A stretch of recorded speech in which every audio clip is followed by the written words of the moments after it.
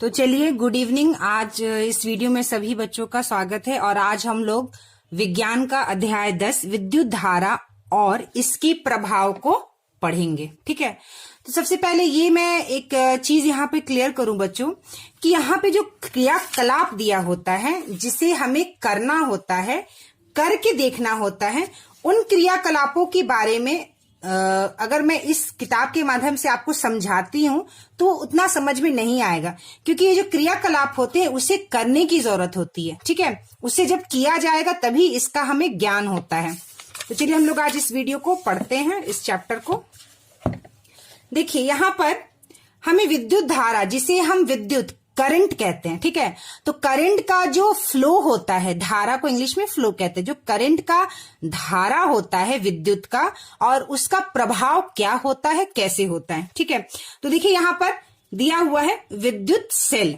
तो यहाँ पर एक चित्र बना है। ये किसका चित्र है बच्चों? सेल का।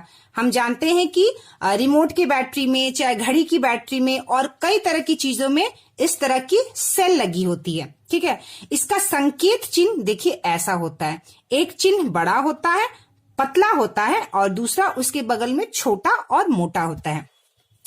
बल्ब का यह चित्र है और यह इसका इस तरह से बनाया हुआ संकेत है। ठीक है, स्विच ऑन स्थिति और स्विच ऑफ स्थिति इस तरह से होती है और इसका यह चिन्ह होता है। ठीक है, बैटरी जब कई सेलों को एक साथ लगाया जाता है तो उनके संयोजन को बैटरी कहते हैं। ठीक है, अब यहां पर देखिए एक चीज है।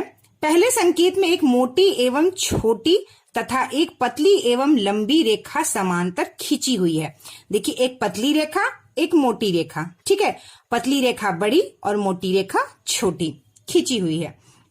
क्या आपको याद है कि विद्युत सेल में एक घन टर्मिनल तथा एक ऋण टर्मिनल होता है? ठीक है, तो इसमें एक घन टर्मिनल होता है जिसको हम पॉजिटिव कहते हैं, और एक घन जो है निगेटिव, एक जो टर्मिनल है वह निगेटिव होता है, मतलब ऋण टर्मिनल होता है, जिसे हम इंग्लिश में निगेटिव कहते हैं। ठीक है, विद्युत सेल के प्रतीक में लंबी रेखा घन टर्मिनल। ये जो लंबी रेखा है बच्चों, यह घन टर्मिनल होता है, यानी ये प्लस होता है। ठीक है, क्या होता है? घन टर्मिनल।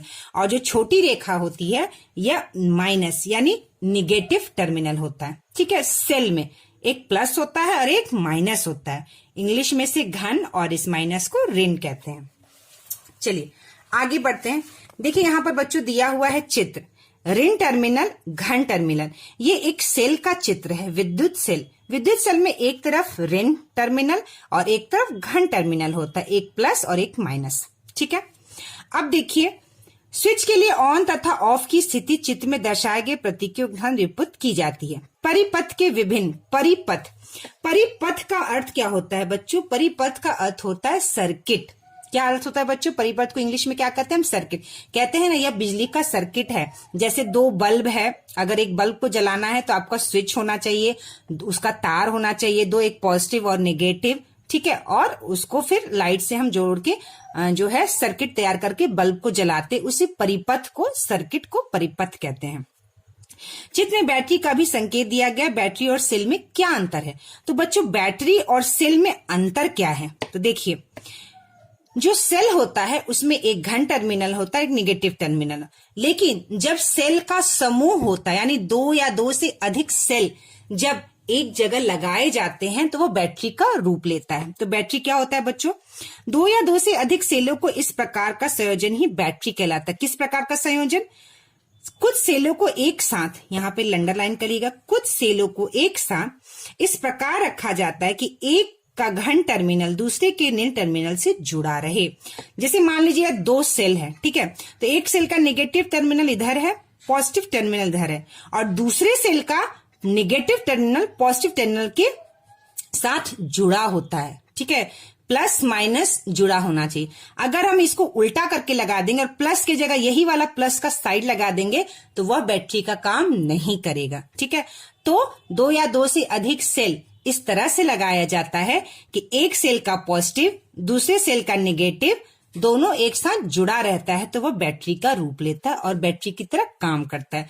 तो सेल में सिर्फ प्लस और माइनस होता है, और जब सेल को 2 या 2 से अधिक 3 सेल, 4 सेल, 5 सेल का लगाते हैं, और जैसा हमारा डिवाइस होता है, युक्ति होती है, जितनी भी बैटरी की उसमें जरूरत होती है उतने सेलों को लगा के हम बैटरी का रूप बनाते हैं। ठीक है,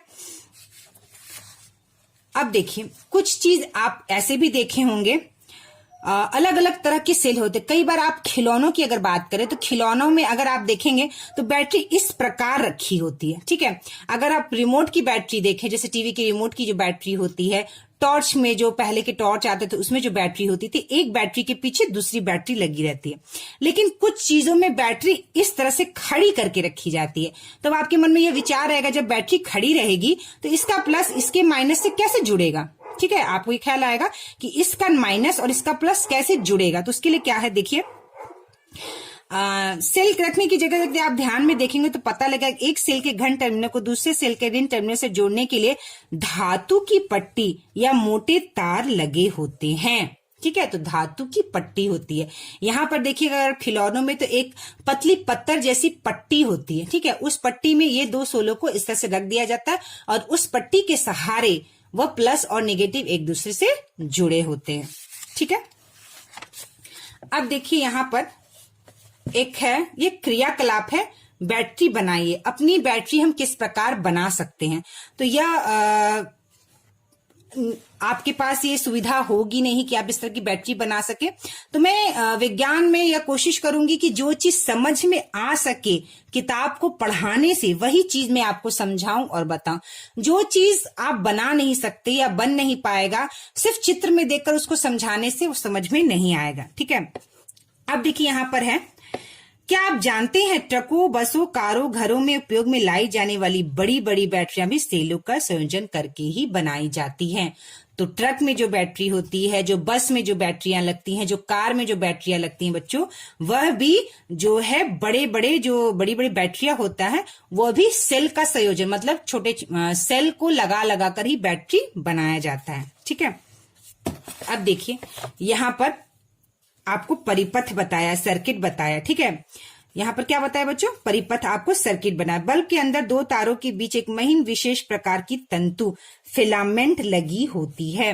तो ये जो हमें समझने का और जो जानने का जो इसमें पॉइंट है वही मैं आपको समझा रही हूँ। देखिए बल्ब में क्या होता है बच्चों, बल्ब में देखिए यहाँ पे छोटी सी आपको महीन रेखा दिखाई देती है। जब हम बल्ब को जलाते तो हमें पतली सी रेखा, पतला सा तार जैसा बल्ब के अंदर दिखता है। तो उसको क्या कहते हैं बच्चों, फिलामेंट कहते हैं। क्या कहते हैं, फिलामेंट। यह तभी दीप्त होता है जब इससे विद्युत धारा प्रवाहित होती है। यदि बल्ब का तंतु टूट जाए तो आप कहते हैं कि बल्ब फ्यूज हो गया। तो क्या होता है बच्चों, यह जो बल्ब की जो अंदर जो तंतु होती है, फिलामेंट होती है, जब सेल से इसको जोड़ते हैं और जब उसको स्विच ऑन करते हैं तो क्या होता है, यह फिलामेंट जलता है और जल के रोशनी देता है।